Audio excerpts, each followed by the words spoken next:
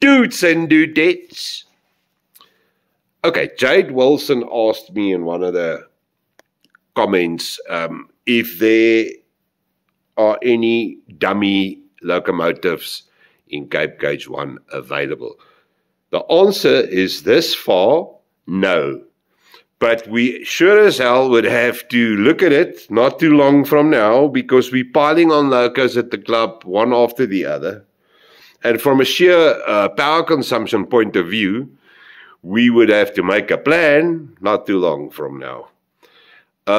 You know, I've checked on the ECOS. If you run 2 of these, you see Marnie's is still here, because I must still cut Marnie's box and, tochie. But if you run 2 of them like this, on about 100, 120 axles, they pulling close to 4 amps, you know, when they start, you know, in the pulls. If you got 3 of them, it's weird actually. They got about 4.5, 4.8 amps is the most I've ever seen. And then if they do work a little bit, you can see 5.2, but you will not put a 5th loco, a 4th and a 5th loco on. There's just not enough power. We are going to run a booster at the next meet and see if that makes things a little better. Otherwise, we must get a controller like a Massoff that has 100 million amps. But you know, at 40K, it's not small change, you know. So yes.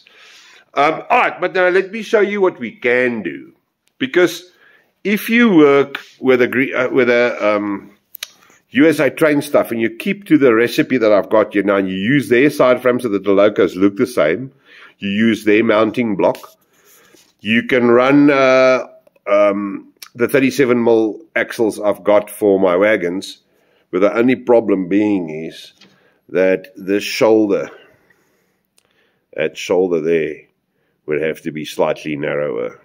That will have to be machined down, okay, because there's an insert here that sticks out a bit, so it'll catch.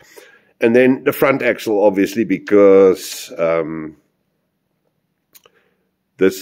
motor block was normally swivel, so there's no nothing holding it here. But that's very, very easy. You just run a bearing in there, run a bearing in here, and put your axles in, and off you go. So you can run it quite comfortably without a hell of a lot of modifications.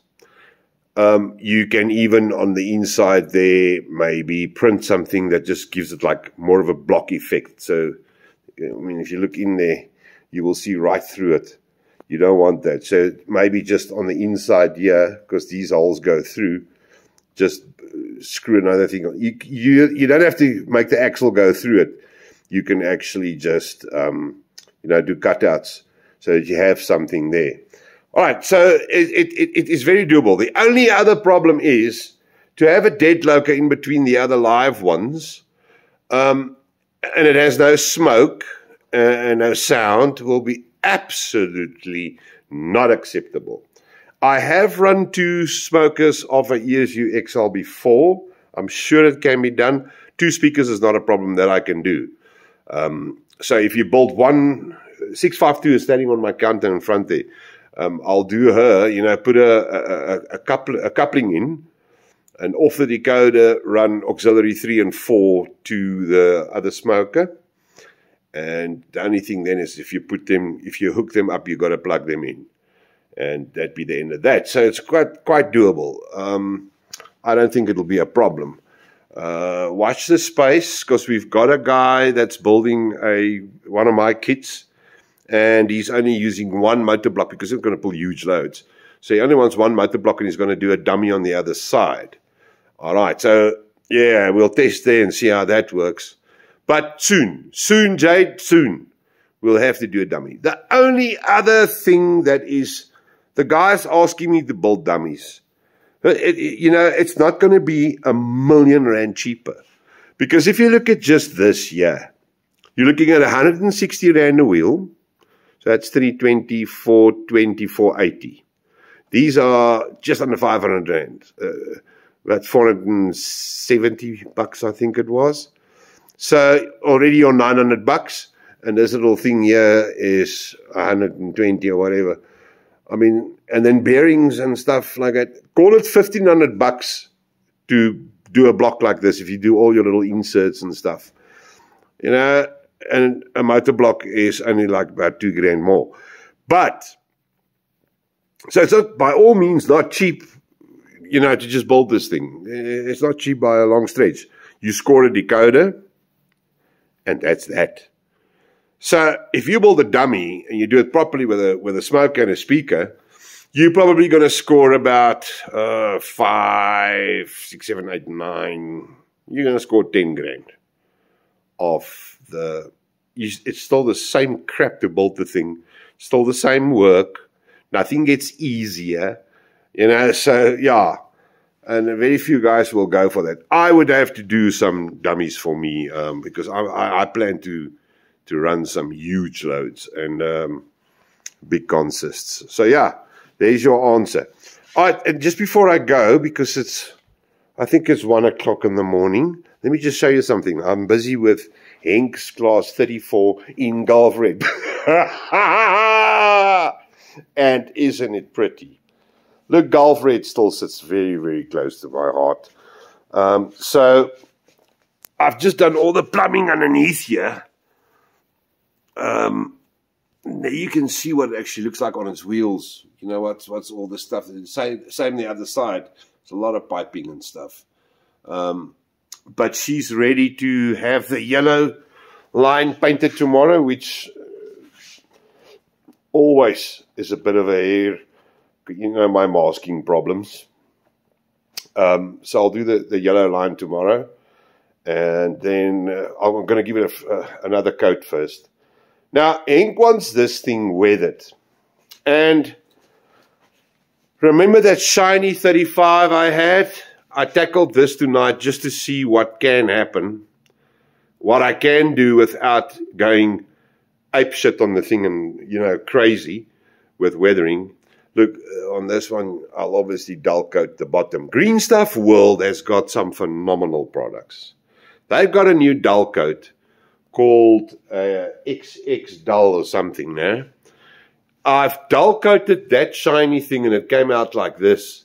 And then I took fresh Gulf Red and I just highlighted the lines without a panel wash or anything. I just highlighted I played there a little bit with black paint, but that looks cock. So I will just airbrush it in. But I actually quite like that look. I think it looks quite good.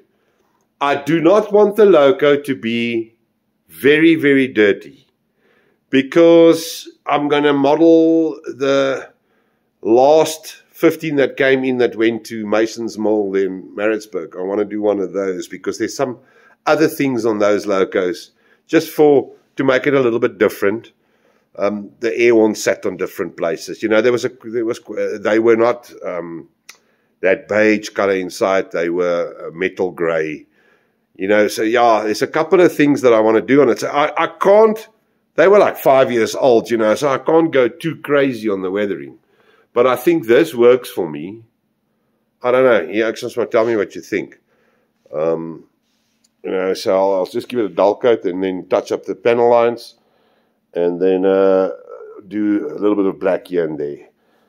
I've seen some of the photos on Soul of a Railway where they were like 6 and 7 years old, where there's blackness. Look, there's a lot of heat exchange. They worked hard there in the mountains in the Midlands. So there was a lot of heat exchange happening and stuff. So they did go black a bit here and there, and a lot of dust on the roofs and stuff. So, you know, I'll do it like that and hear what he says. Otherwise, I'll just keep it. Because I love this logo. There's the new Green Stuff World catwalks as well. A bit rougher than the others because I was a bit, you know, my skull was a bit out on Marnie's one. So I got these, just got them in, and I'll use the fine one on the steps. That I'll all do tomorrow. I'm going home now. Pretty loco, eh? Very, very pretty loco. Gulf Red is like, just let's bring it closer. No, that's away. Yes. So yeah, I love the Gulf red stuff. They actually looked very smart. You know, once all the grits and stuff's black and the panel lines are done and everything's fuss, this will be also very, very pretty loco. Yes. Yeah. All right, guys, I'm going to bed. I'll see you guys later. Have a lovely weekend further. En goed then, tot ziens.